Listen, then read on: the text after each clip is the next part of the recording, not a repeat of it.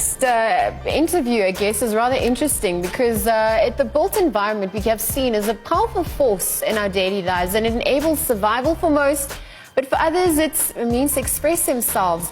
World Architecture Day was celebrated on the 7th of October, and the day traditionally celebrated to coincide with the United Nations World Habitat Day. Now, since 1994, South Africa has seen significant transformation in every aspect of society, including the built environment. But there remain some unsolved challenges to date. Advocate Toto Fiduli, Registrar for the South African Council for the Architectural Profession, joins us in studio to chat about the strides taken within the sector thus far. Good morning. Thanks for joining us, Advocate. Good morning. Thank you for inviting us. So we've seen World Architecture Day celebrated on the 7th of October. I mean, for those who don't really understand what the profession entails, what is architecture all about? Well, basically, we are a regulatory body established in terms of an act of parliament. And our core mandate is to regulate the profession. And what we do is we set standards, for anybody who wants to practice and offer architectural services in terms of educational standards, in terms of the code of conduct by which we expect our registered person to comply with. And in the main, our professionals, they provide architectural services. They design spaces that we live in. Yeah. I'm looking around, I'm seeing beautiful pictures of Johannesburg, and this is the work of our professionals, and I think we need to celebrate them. And I think Architecture Day really is about that, because our view as a professional body is that South Africans don't really value architectural professionals. And we think that they must be valued because they play a pivotal role in our lives.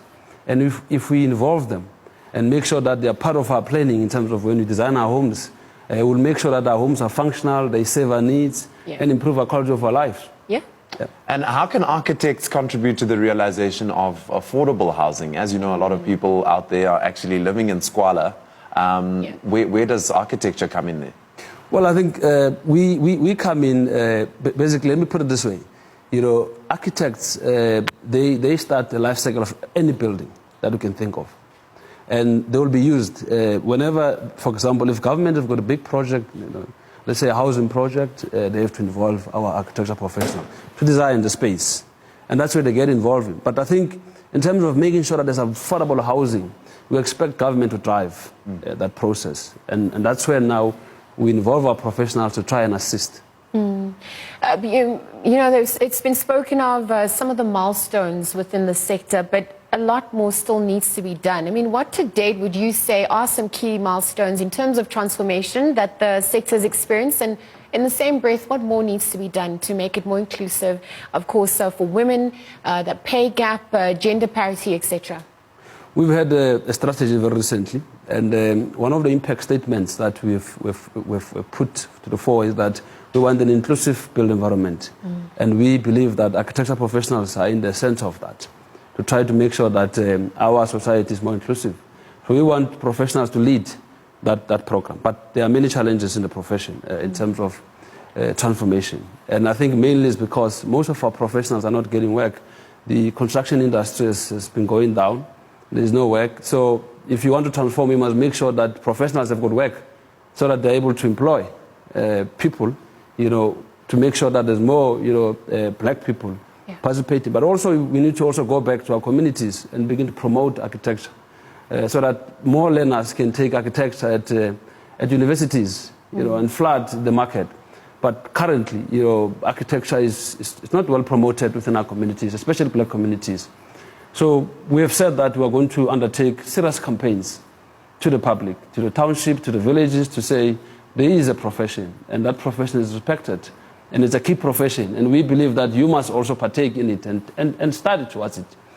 And there are bursaries available. We do offer bursaries, and we've got voluntary associations as well. There's a couple of them that are involved in terms of trying to push transformation. We're also engaging with various departments. We had a meeting with the Portfolio Committee on Public Works and Infrastructure.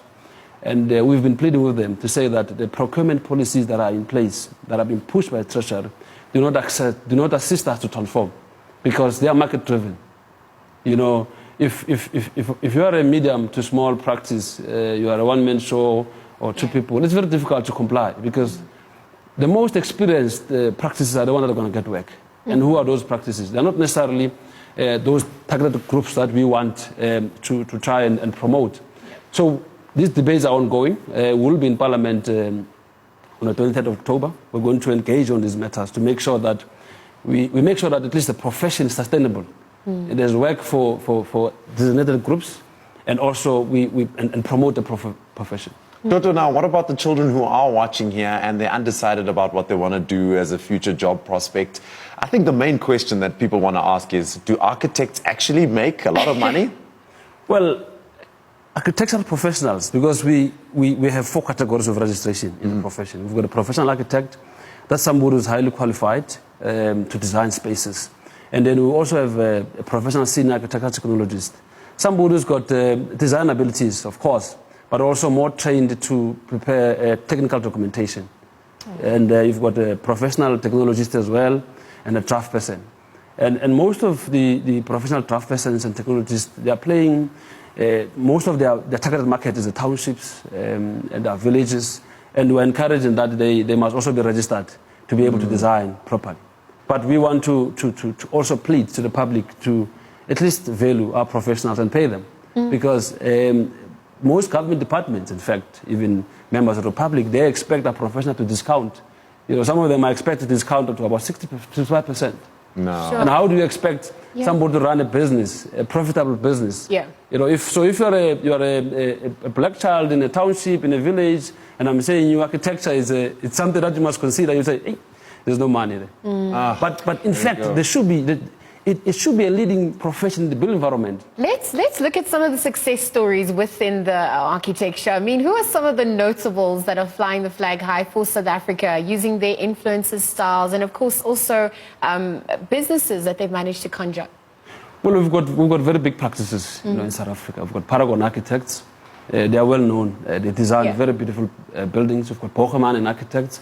Also, it's quite a big practice. They're playing all over the space in Africa and in Europe. So we do have good architects out there. We've got the president of SAIA, Mr. Dr. Mpatwa, in fact.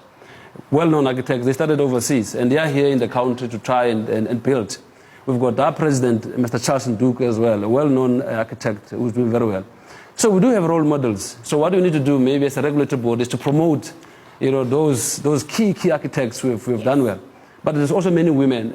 We've got our vice president. She's a woman, black woman. She's an architect. She's running her own practice, Mrs. Letabisa. So we need to promote those women. Even in our council, there's a lot of women that are there, that are running their own practices, but they need support from government. And the transformation is there, considering how things were before 1994.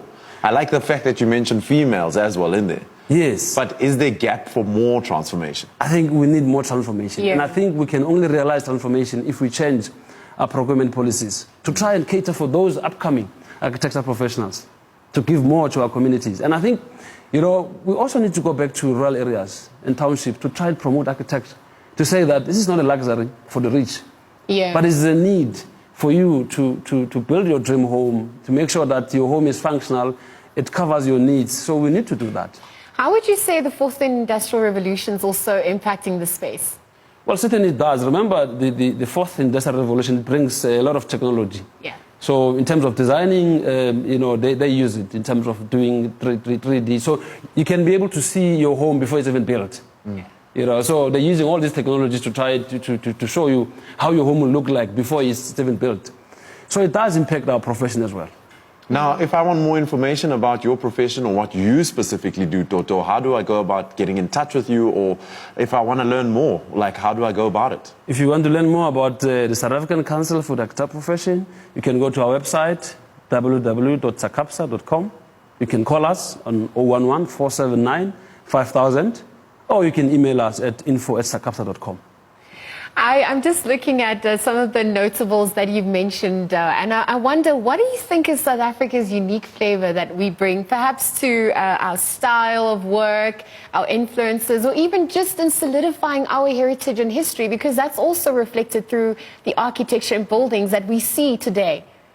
Look, if you look at our architecture, it's mostly influenced by the colonizers. I mean, the Dutch, when they came with their style, And also there's a lot of Italian and Roman kind of architecture. And what the council has been debating is that we need to change, our education system so that we reflect our architecture as well. A boy or a girl growing up in rural areas, architecture is different there. And I think in our cities, we must reflect that as well. So education at universities must actually begin to also respect all the cultures. And because that comes out in architecture. Yeah. And buildings always have significance on them. They tell us something. Yeah. They bring the history and all that. Advocate Toto, let's leave it there. Thank you so much for joining us and chatting about World Architecture Day. Of course, architecture, it's the current state in South Africa, and of course, just what your expectations are going forward. So thank you very much. Thank you so much. I appreciate for the opportunity. Advocate Toto Fiduli, Registrar for the South African Council for the Architectural Profession, joined us in studio to chat about World Architecture Day. The next 10 years, we'll see even further efficiencies in the sector, and it is to be achieved within a context that is accessible, safe, beautiful, and sustainable. It's an ever-evolving ideal in the context of a new South Africa.